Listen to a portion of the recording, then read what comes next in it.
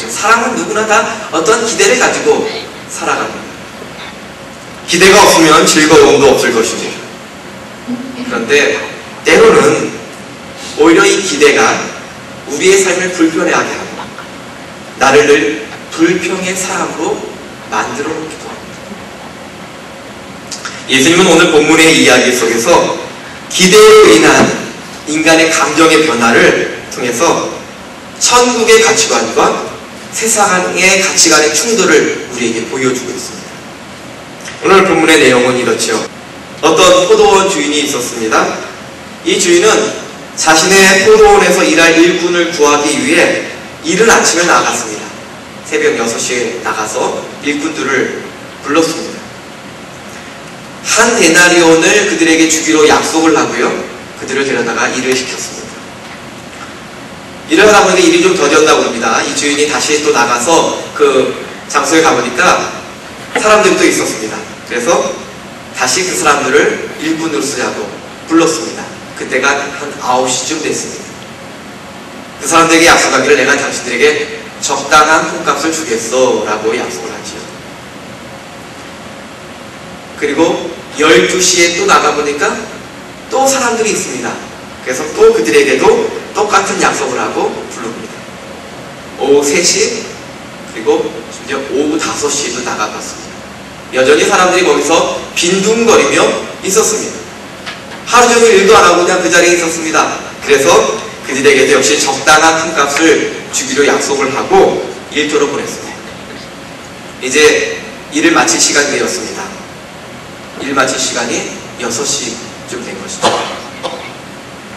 주인은 맨 나중에 와서 일을 한 사람들로부터 품값을 주도록 그렇게 했습니다. 그들에게 품값을 주는데 한 데나리온을 줬습니다. 맨 마지막 요 사람이 몇 시에 왔죠? 오후 5시. 1시간 일하는 사람에게 한 데나리온을 줬습니다. 그리고 오후 3시에 온 사람에게도 또 한 데나리온을 줬습니다. 이 장면을 보고 있던 맨 처음에 와서 오래도록 하루 종일 일한 사람들이 은근히 이런 기대를 합니다. 우리는 일찍 와서 많은 일을 하였으니 조금 더 품값을 받을 수 있겠구나 이 기대를 갖죠. 그런데 주인이 그 맨 처음에 온 사람에게 품값을 지불하는데 똑같이 한 데나리온을 지급했습니다. 그러자 그들이 그것을 받고 나서는 주인에게 투덜거립니다. 마지막에 와서 이 조금밖에 일하지 않은 이 사람들과 우리를 똑같이 대우합니까? 이것이 가당한 일입니까? 온종일 뛰는 거리 속에서 수고한 우리들에게 이렇게 똑같이 대우를 하는 것은 옳지 않습니다. 그렇게 불평을 해요. 그때 주인이 대답을 해줍니다. 그것이 오늘 읽은 본문의 말씀이죠. 친구요. 나는 그대에게 부당하게 대하는 것이 아니오. 그대는 나와 얼마 약속했습니까? 한 데나리온에 약속했지 않습니까? 그러니 내가 당신에게 약속한 품값을 그대로 지불하는 것이죠. 그대에게 주는 것과 똑같이 마지막 사람에게 주는 것이 나의 뜻이요. 내 것을 가지고 내가 내 마음대로 못한단 말이요. 내가 후하기 때문에 당신의 눈에 거스린단 말이요. 내 선한 일이 당신의 눈에는 악한 일로 보인단 말이요. 이것이 주인의 대답이었습니다. 예수님은 이것을 비유로 말씀해 주셨죠. 이 비유는 천국에 관한 비유로 알려져 있습니다. 천국에 들어갈 때 먼저 믿은 사람이나 나중에 믿은 사람이나 주님을 믿기만 하면 똑같이 하나님의 나라를 누리게 된다는 말씀입니다. 예수님은 이것을 천국에 관한 비유로 말씀해 주셨지만 또한 이 가르침은 우리에게 천국의 가치관과 그리고 우리 세상의 가치관의 충돌을 그대로 보여주고 있는 것이죠. 오늘 본문을 통해서 우리는 3가지 부류의 사람을 구분해서 볼 수 있습니다. 첫째는 일찍 와서 일을 많이 한 사람들. 그리고 둘째로는 늦게 와서 조금밖에 일하지 않은 사람들. 그리고 세 번째로는 은혜를 베풀어서 행복을 나눠준 이 포도원 주인. 이 3가지 부류의 사람들이죠. 첫 번째 부류의 사람을 먼저 한번 살펴보지요. 그들은 우리 주변에 가장 널리 퍼져 있기도 하고 바로 우리 자신의 자신의 모습이기도 합니다. 사실 그들은 잘못한 것은 없습니다.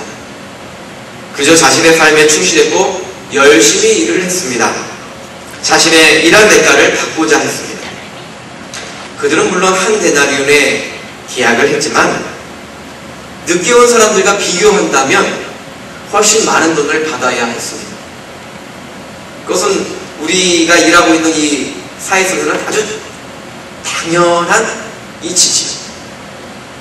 그래서 그들이 그렇게 기대했던 것도 당연한 일입니다. 그런데 그들의 기대와는 달리 1시간 일을 한 사람과 그들은 똑같은 일당을 받아야 했습니다. 그리고 그들의 기대는 불평을 일으켰습니다. 사실 인간적으로 생각하면 불평할 만도 합니다. 우리라도 불평할 것 같아요. 그 상황 처해진다면 누구나 다 불평할 것 같습니다.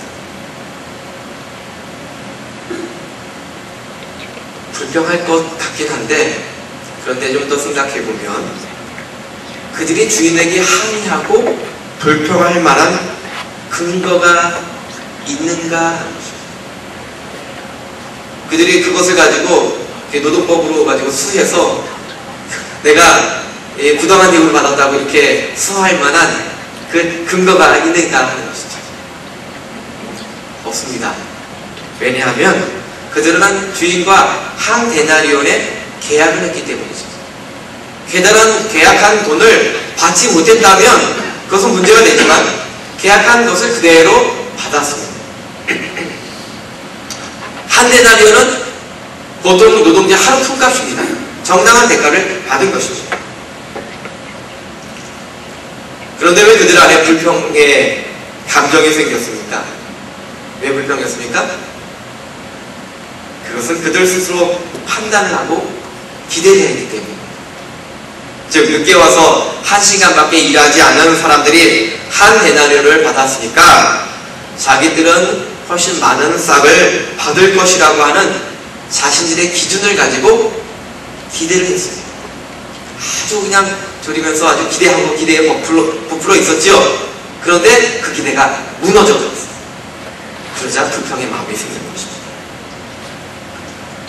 우리가 살아가는 동안 많은 불만과 불평은 자기 스스로의 기대에서 나옵니다.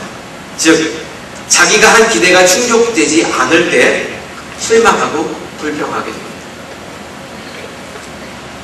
저와 함께 공부했던 신학교 동기 중에 이런 친구가 하나 있습니다. 키도 크고 인물도 저보다도 더 잘생겼어요. 얼마나 잘생긴지 알겠죠? 근데 그 친구에게 한 가지 단점이 있는데 항상 불평을 늘어나요. 그 친구의 하는 말을 보면 이런 표현을 합니다. 이 사람은 어떻고 저 사람은 어떻고 하는 말을 평가를 내립니다. 그래서 그 친구랑 같이 이야기를 하면 답답하고 짜증이 납니다. 나 역시도 저 사람에게 저런 평가를 받지 않을까 하는 불안감을 지워버릴 수가 없었습니다. 그런데 가만히 그의 이야기를 들어보면 이런 표현을 많이 합니다. 아, 당연히 이래야 되는 거 아니야? 아니, 저 정도 됐으면 당연히 뭘 이렇게 해야 되는 거 아니야? 이런 표현을 많이 써요. 그는 당연하다고 하는 자기 기준을 가지고 다른 사람들의 행동을 기대합니다. 같은 신학교 동기들이니까 신학생이라면 당연히 이래야 되는 거 아니야? 선배라면 선배들 후배한테 당연히 이렇게 해야 되는 거 아니야? 다른 과학생이면 자기 전공이 뭐 영문과다 그러면 당연히 영어는 이 정도 수준은 해야 되는 거 아니야? 뭐 이런 것도 있죠. 그런데 그 기대를 충족시켜주는 사람이 아무도 없어요. 적어도 그 친구에게 말이죠. 물론 그는 자기의 기대에 스스로를 충족시키기에 스스로도 부단히 노력을 합니다. 자신이 열심히 해요. 하지만 그는 주변 사람들 보기에 스스로 의인이 되어버렸습니다. 바로 성경에 나오는 바리새인들의 모습이 그런 모습이기도 했죠. 예수님의 시대의 사람들은 예수님을 메시아라고 불렀습니다. 그리고 메시아로서 그 땅 자기들의 시민 통치를 해방시켜줄 어떤 현실적인 메시아, 구원자로 기대했습니다. 그런데 예수님은 그런 일을 하지도 않고 다른 일들을 하죠. 사람들을 고쳐주고 가르쳐줍니다. 처음에 가르치면은 사람들이 기대를 했는데 점점 더 어떤 정치적 투쟁을 하려고 하는 모습이 보이지 않습니다. 사람들은 실망을 합니다. 그리고 예수님을 십자가에 못 박을 하고 구원을 치러주지 않아요. 결국 예수님 십자가에 달려 돌아가셨어요. 심지어 제자들조차도 예수님을 배반하고 뿔뿔이 흩어져 버렸습니다. 예수님의 제자들이 예수님을 따라다닐 때 어떤 기대를 하고 있었는가 하는 것들이 성경에 보면 드문드문 나오죠. 우리 그것을 통해서 제자들의 기대를 알 수 있습니다. 그들은 자리를 노렸습니다. 좋은 자리, 혁명을 해서 정권을 잡고 나면 좋은 자리는 이 장관 자리는 우리 내 차지가 될 것이다. 그 중에 총리 자리는 저에게 주십시오. 이런 청탁도 해왔습니다. 그들의 기대를 알 수 있었죠. 이처럼 기대가 그것이 충족되지 않을 때 실망과 불평을 일으킵니다. 우리도 대부분은 자기 스스로의 기준을 가지고 행동이나 말 등에 기대를 합니다. 여러분은 여러분 주위의 사람들에게 어떤 기대를 하고 계십니까? 친구 간에, 또 형제들 간에, 가족 간에, 특히 부부 간에, 우리 자식들에게 어떠한 기대를 하고 계십니까? 또 얼마나 사소한 문제들로 부딪힙니까? 모르는 사람들 간에도 사소한 기대들이 또 얼마나 많은 시험을 불러일으킵니다. 사람들은 결혼해서 한 6개월 정도 때까지는 싸움을 하지 않는다고 해요. 6개월이 지나면서부터 이제부터 사소한 문제로 부부싸움을 시작한다고 합니다. 근데 그 싸움의 어떤 그 주제들이 대부분은 생활 습관 때문에 일어납니다. 제가 아는 한 전도사님은 지금 이제 목사가 되었지만 신혼 때에 부부싸움을 시작하게 된 것이 달걀 후라이 때문입니다. 이 사모님의 집은 후라이 할 때 소금을 치지 않는데요. 그래서 자기 신랑에게 후라이를 소금을 치지 않은 레어로 후라이 해줍니다. 근데 이 소금을 안 치고 우리가 먹으려니까 신없잖아요. 그래서 싸우기 시작했다 라고 이야기합니다. 이제 지금은 그걸로 안 싸우겠지만 둘 중에 한 사람이 포기했겠죠. 소금을 넣어줬든지 아니면 그냥 먹든지 포기했겠지.